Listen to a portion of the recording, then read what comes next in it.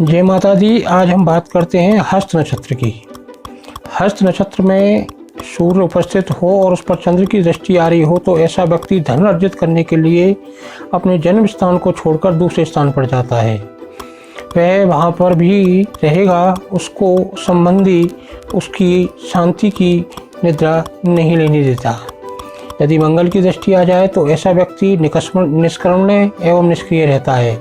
उसके शत्रु उसे त्रस्त करते रहते हैं। यदि बुद्ध की दृष्टि आ जाए तो ऐसा व्यक्ति धन प्राप्त नहीं कर पाता।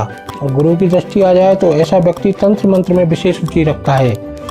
वह स्वतंत्रता प्रेमी होता है, लेकिन संतान और पत्नी को कड़े अनुशासन में रखता है। यदि शुक्र की दृष्टि आ जाए तो ऐसा व्यक्ति प्रदेश में जाकर अपनी आजीविका कमाता है।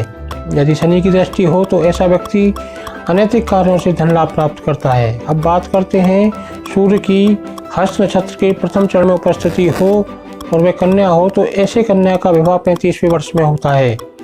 लेकिन ऐसा व्यक्ति अभियंता परामर्शदाता के रूप में कार्यरत रहता है। हाथों एवं उदर से संबंधित रोग उसे परेशान करते रहते हैं। दूसरे चरण में सूर्य की स्थिति हो तो ऐसा व्यक्ति लेखाकार के रूप में काम करता है और विषम ज्वर या कफ के विकारों की संभावनाएं बनती हैं।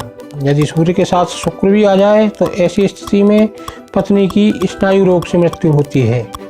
अब बात करते हैं सूर्य की तृतीय चरण में। तृतीय चरण में सूर्य हो तो कन्या का विवाह 35 से 40 वर्ष की आयु में होता है। सूर्य के साथ शुक्र होने पर जातक पुजारी, अध्यापक या उपदेशक बनता है और उसे गुप्त रोग रहते हैं।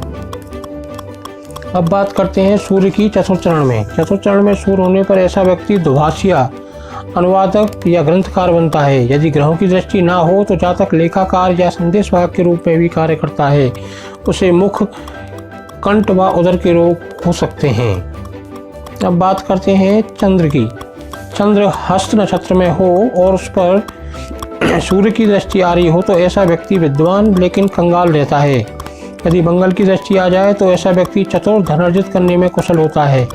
लेखन, साहित्य व व्यापार करके धन कमाता है। यदि बुद्धि की दृष्टि आ जाए तो ऐसा व्यक्ति स्वामी एवं शासन की ओर से लाभ प्राप्त करता है। यदि गुरु की दृष्टि हो तो ऐसा व्यक्ति पारिवारिक सुख से वंचित रहता है। चोरी करके पशु के द्वारा माल ढोकर धन अर्जित करता है। अब बात करते हैं प्रथम चरण में चंद्र की स्थिति हो तो ऐसा व्यक्ति संपन्न कुटुंब का होता है, लेकिन पुरुष जातक कड़ा श्रम करने के बाद ही धन को कमा पाता है। दूसरे चरण में चंद्र की स्थिति हो तो ऐसा व्यक्ति मदिरा सेवन एवं अन्य व्यसनों के अधीन रहता है। व्यसन मुक्ति न होने पर असाध्य रोगों से ग्रस्त रहता है।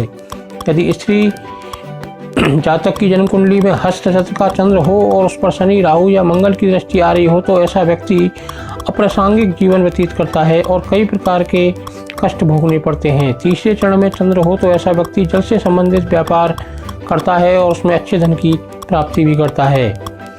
चौथे चरण में चंद्र हो तो ऐसा व्यक्ति लेखन कार्य से अपना धन अर्जित करता है। अब बात करते हैं मंगल ग्रह की। मंगल ग्रह हस्त नक्षत्र में हो और उस पर सूर्य की दृष्टि आ रही हो तो ऐसा व्यक्ति बहुत साहसी होता है और अपने साहस के बल पर ही धन को जुटाता है। प्रवासी होता है। यदि मंगल की दृष्टि हो तो जातक को सुरक्षा सेवा में कार्य करना पड़ता है। वह धनी स्त्रियों के सुरक्षा कार्य द्वारा भी धन प्राप्त कर सकता है। यदि बुद्धि की दृष्टि हो तो जातक की गणित व विज्ञान में रुचि रहती है, वह कविता लिखता है। यदि गुरु की दृष्टि हो तो प्रदेश में जाकर अपनी बुद्धि से धन कमाता है।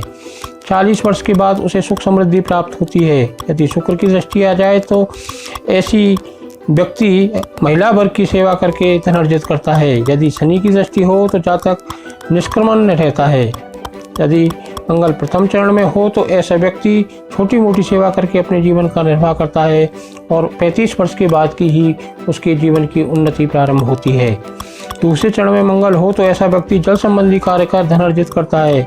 महिलाएं भी स्वतंत्र व्यापार करके धन कमाती हैं। जातक को कई असाध्य रोग होने की संभावनाएं बनी रहती हैं। तीसरे चरण में मंगल हो तो ऐसा व्यक्ति टंकण, लेखन आदि व्यवसायों में पड़ जाता है और वहीं से अपनी आजीविका चलाता है। कुछ व्यक्ति वस्त्रों पर छपाई करने का भी कार्य करके अपनी आजीविका चलाते हैं। श्वास, पक्षाघात आदि रोगों से जातक त्रस्त रहता है। चौथे चरण में मंगल की स्थिति हो तो ऐसे व्यक्ति को भय एवं शंका को लेकर सतर्क रहता है। यदि मंगल का संबंध बृहस्पति से हो जाए तो ऐसा व्यक्ति अर्थ विषयक कार्य करता है। जय माता दी।